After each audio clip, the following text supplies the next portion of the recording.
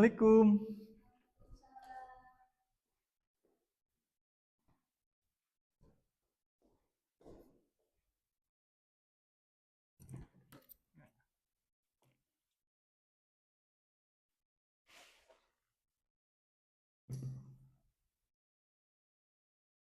Oke, teman-teman semua, sebelum mulai pembelajaran kita absen dulu ya. Hana? Hadir. Oke. Cika? Hadir. Oke. Oke, semuanya udah ke absen ya teman-teman. Gak ada yang sakit. Alhamdulillahirrahmanirrahim. Oke. Bismillahirrahmanirrahim. Assalamualaikum warahmatullahi wabarakatuh. Ya, teman-teman, saya di siang yang cerah ini kayaknya makin semangat ya kalau misalnya lihat teman-teman di sini juga terlihat semangat sekali, teman-teman ya. Nah, untuk siang kali ini kita akan mempelajari tentang apa, teman-teman? Ada yang tahu?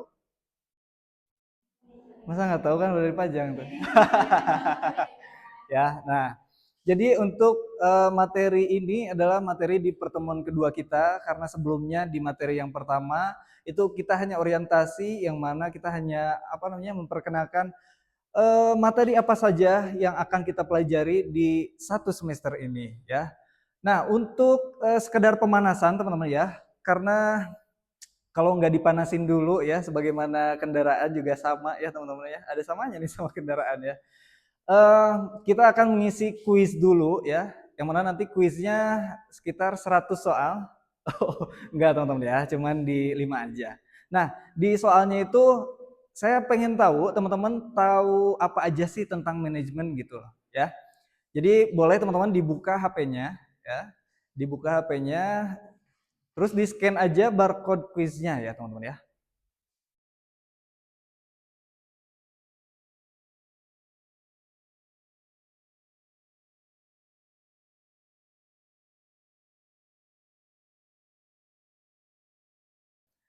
Alhamdulillah ya teman-teman ya, udah kelihatan nih yang hasilnya bagus ya. Alhamdulillah tuh Yunita bener semua nih. Bagus ya. Terus Hana di posisi kedua, Cita ya. Ih, bagus semua ya teman-teman. Tepuk tangan dulu semuanya. Oke, lanjut lagi. Kita karena udah cukup panas ya teman-teman ya. Lanjut aja ke materinya. Nah, manajemen lembaga keagamaan Islam. Barusan kan udah tuh ya dari kuis juga sebetulnya udah ada ya apa yang disebut manajemen lembaga pendidikan Islam udah ada pertanyaannya. Tapi akan juga pengen tahu nih teman-teman. Nah, apa sih yang disebut manajemen? Coba siapa yang mau tanya? Oke, Hana. Mm -hmm. Bagus banget ya teman-teman. Tepuk tangan dulu. Tapi kayaknya kalau satu orang cukup nggak ya? Nggak cukup sih kayaknya. Satu lagi coba ada yang mau tanya lagi? Oke, Cika ya, Cika ya, betul. Mm-mm. Mm-mm. Bagus juga teman-teman ya. Tepuk tangan lagi. Kayaknya kelas ini udah pinter-pinter semua ya. Kalau saya tanya di kelas lain kadang ada yang diam semua soalnya. Ya, lanjut teman-teman. Manajemen lembaga pendidikan Islam kalau menurut Hana dan Cika tadi ya, udah tepat teman-teman ya. Tinggal kita lanjut lagi. Nah, mengapa manajemen pendidikan Islam itu penting? Kita bahas di sini ya teman-teman ya. Lembaga pendidikan keagamaan Islam seperti pesantren, madrasah, terus juga sekolah Islam, dan lembaga non-formal lainnya memiliki peran strategis dalam membangun manusia yang berilmu, beriman, dan berakhlak. Keberhasilan lembaga tidak hanya ditentukan oleh kualitas pembelajaran, tetapi juga oleh kemampuan pengelolaan dalam menerapkan prinsip-prinsip manajemen yang baik. Jadi, teman-teman ya, suatu lembaga tidak akan tercapai tujuannya bila mana tidak menggunakan manajemen. Bahkan yang sudah menggunakan manajemen juga itu belum tentu dia bisa mencapai tujuannya. Makanya yang punya manajemen aja belum tentu berhasil, apalagi yang nggak pakai manajemen. Nah, di sini juga ada penjelasan lagi teman-teman ya. Manajemen pendidikan Islam adalah proses pengelolaan seluruh sumber daya pendidikan dengan berlandaskan nilai-nilai Islam untuk mencapai tujuan. Ya, nah di sini kan untuk mencapai tujuan pendidikan secara efektif dan efisien. Sumber daya tersebut meliputi manusia, kurikulum, sarana prasarana, keuangan, lingkungan, serta hubungan sosial lembaga. Lengkap banget ya teman-teman ya. Makanya kalau misalnya lembaganya nggak pakai manajemen, contohnya ya, kalau misalnya kampus kita ini ya, itu udah ada rektornya ya. Jadi organisasinya itu lengkap, rektornya, wakil rektor, terus juga keuangan ya, kaprodi dan lain sebagainya. Itu sangat diperlukan dalam sebuah lembaga. Karena kalau nggak ada, ya gimana? Nggak bisa menunjang tujuan tadi gitu ya. Lanjut ke slide selanjutnya. Nah, untuk tujuannya sendiri, kenapa kalian harus mempelajari materi ini ya?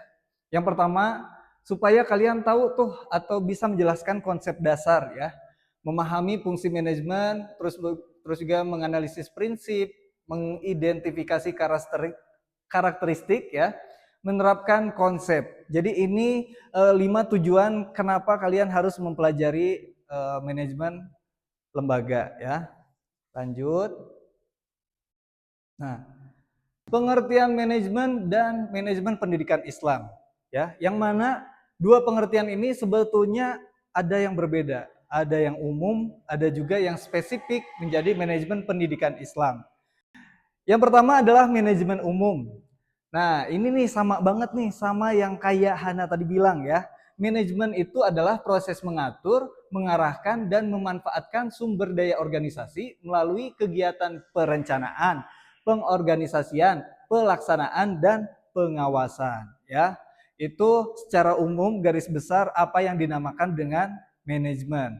Nah, yang kedua, manajemen pendidikan Islam. Nah, ini ya.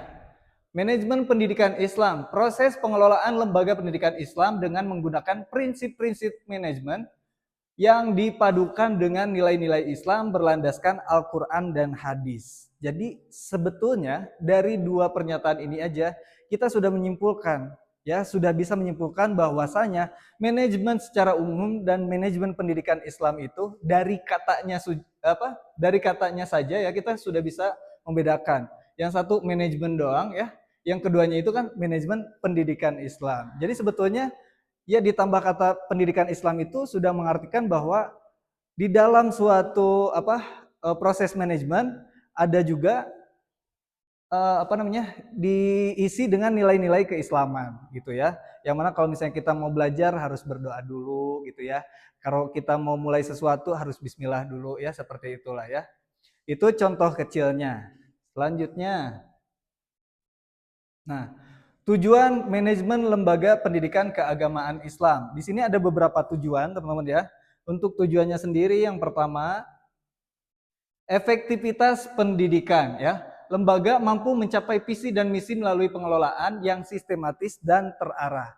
Jadi kalau misalnya kita eh, memiliki manajemen atau menggunakan proses manajemen ya dalam apa dalam suatu pembelajaran di suatu lembaga, itu efektivitasnya akan terwujud ya. Karena kalau misalnya nggak ada manajemen, mungkin jadwal kuliah kalian pun nggak akan ada, gitu kan. Jadi semau kalian aja, mau masuk kapanpun, mau jadwalnya apapun ya, dosennya siapapun itu nggak diatur kalau nggak ada manajemen. Selanjutnya, meningkatkan mutu ya. Meningkatkan mutu manajemen yang baik menghasilkan layanan pendidikan yang berkualitas dan berkelanjutan. Kalau nggak ada manajemen, nggak akan ada mutu atau kualitas dari pendidikan itu sendiri. Selanjutnya,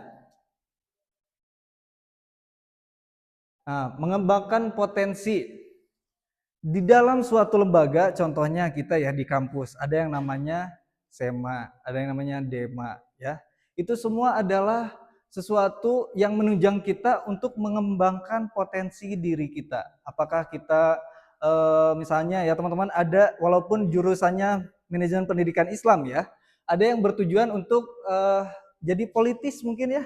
Kan organisasi itu penting ya. Kita harus tahu mana yang perlu dipelajari, mana yang tidak perlu dipelajari. Seperti itu contohnya ya. Dan untuk tujuan yang keempat, salah pencet. Nah, untuk tujuan yang keempat adalah supaya lembaga pendidikan keagamaan Islam itu lebih profesional gitu ya. Jadi apa yang harus dilaksanakan, apa yang tidak harus dilaksanakan bisa lebih optimal lagi ya, seperti itu. Itu untuk 4 tujuan manajemen ya. Nah, ada juga 4 fungsi utama dari manajemen pendidikan Islam. Yang pertama, perencanaan, pengorganisasian, pelaksanaan, pengawasan. Ini yang tadi kata Cika bilang nih teman-teman ya. Jadi yang Cika bilang itu sebetulnya menurut George Terry ya. Jadi itu adalah suatu teori dari George Terry ya, yang mana manajemen itu nggak jauh dari 4 ini gitu ya. Perencanaan, kita mau ngadain suatu pembelajaran atau kuliah ya, kita bikin dulu jadwalnya, bikin dulu siapa nih yang ngajar di mata kuliah ini, siapa ini, itu diatur semuanya dengan proses manajemen. Yang kedua, pengorganisasian seperti yang tadi saya bilang ya, ada rektor, warek, kaprodi ya, semuanya sudah diatur. Nah, yang ketiga pelaksanaan. Nah, dalam melaksanakannya ya, menggerakkan seluruh anggota organisasi agar bekerja sesuai rencana pimpinan. Tuh kan salah ya. Sorry, yang ketiga. Pelaksanaan, menggerakkan seluruh anggota organisasi agar bekerja sesuai rencana pemimpin Islam, menerapkan keteladanan, motivasi, komunikasi yang baik, dan kepemimpinan amanah. Jadi gini, dalam pelaksanaannya itu semua unsur-unsur sudah diberikan tupoksi atau tugas pokok isi ya. Jadi rektor bagiannya anu, warek bagiannya anu ya, kaprodi semuanya sudah diatur sedemikian rupa. Bahkan bagian keuangan ya, yang mana uang itu harus balik lagi ke mahasiswa. Misalnya ya, ada kegiatan anu kalau apa itu kan tinggal ngobrol sama bagian kemahasiswaan dan lain sebagainya gitu ya. Itu sebetulnya ada perputaran atau pemanajeran ya. Kayaknya gak enak deh bahasanya.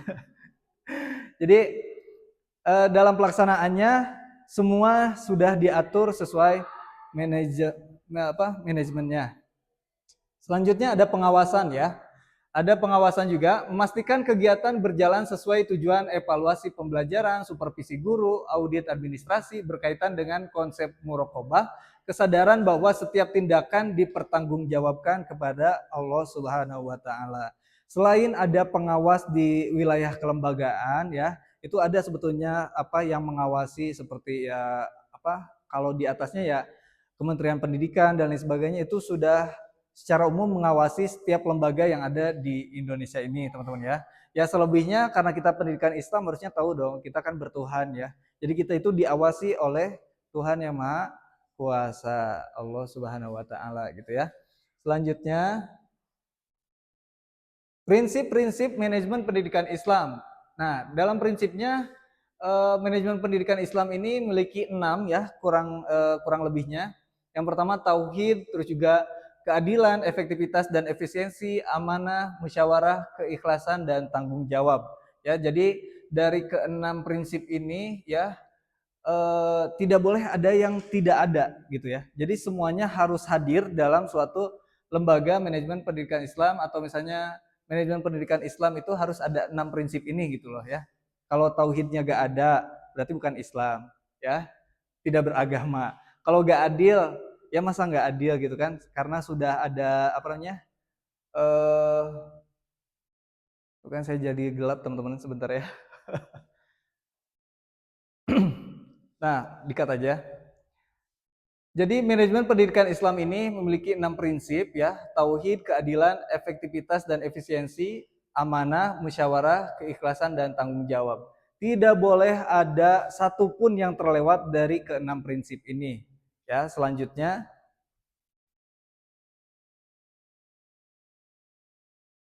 ada juga karakteristik khas manajemen pendidikan Islam ya.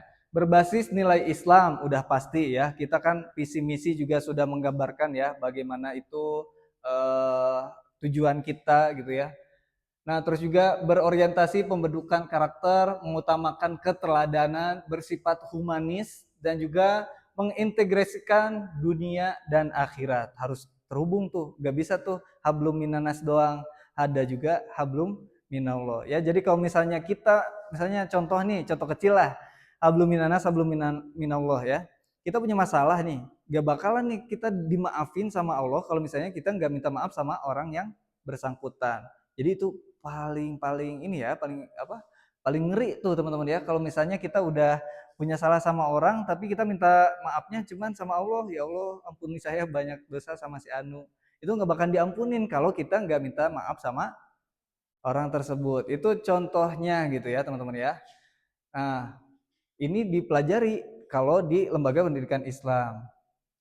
Selanjutnya, penerapan manajemen dalam lembaga pendidikan Islam ya. Ini contoh-contohnya teman-teman ya. Implementasi mengintegrasikan ilmu umum dan nilai-nilai Islam dalam seluruh mata pelajaran. Pokoknya semuanya harus ada yang namanya aura keislamannya gitu ya. Gak ada yang tertinggal. Nah, selanjutnya langsung kesimpulan nih teman-teman ya. Sudah kesimpulan ringkasan utama ya. Nih kita pertama, manajemen lembaga pendidikan keagamaan Islam merupakan proses pengelolaan pendidikan yang menggunakan atau yang menggabungkan teori manajemen dengan nilai-nilai Islam. Ya, keberhasilan lembaga sangat dipengaruhi oleh kemampuan pemimpin dan seluruh warga lembaga dalam menerapkan fungsi manajemen, perencanaan, pengorganisasian, pelaksanaan, dan pengawasan. Manajemen pendidikan Islam memiliki karakteristik utama berupa orientasi nilai, ya, akhlak, amanah, ya, musyawarah dan tanggung jawab spiritual sehingga mampu menghasilkan lulusan yang unggul secara akademik dan berkarakter Islami.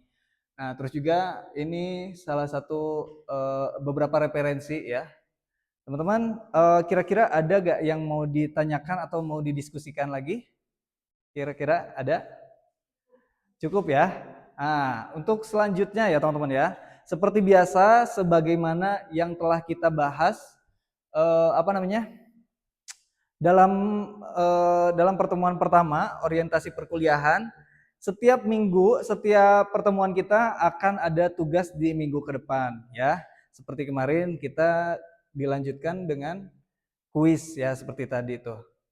Nah, untuk tugas minggu depan ya, boleh teman-teman catat topik penerapan nilai Islam, kepesantrenan, akhlak, etika profesi, dan moderasi beragama dalam praktik manajemen pendidikan Islam. Pilih satu kasus nyata atau studi kasus tentang pengelolaan lembaga pendidikan Islam, madrasah, mau itu pesantren, mau itu sekolah ya, terus juga lembaga pendidikan berbasis Islam lainnya ya, boleh lah gimana kalian. Terus juga kemudian menganalisis bagaimana nilai-nilai Islam diterapkan dalam praktik manajemennya. Analisis mencakup ya seperti ini ya teman-teman ya. Nanti pokoknya tugasnya itu bentuknya makalah ya, analisis singkat, panjangnya 5-7 halaman aja, nggak usah banyak-banyak. Nanti referensinya minimal 5 sumber ya. Kalian masukin 5 sumber aja dari siapapun itu, termasuk mungkin tadi George Terry ya, bisa kalian masukkan juga. Untuk formatnya nanti pendahuluan, deskripsi kasus, analisis nilai Islam, terus juga manajemen pendidikan Islam, refleksi dan kesimpulan, daftar pustaka. Jadi cukup di unsur-unsur ini aja ya, jangan terlalu banyak-banyak. Selanjutnya apalagi? Ini deskripsi khususnya bisa mungkin di foto saja ya teman-teman ya. Nah, seperti ini teman-teman.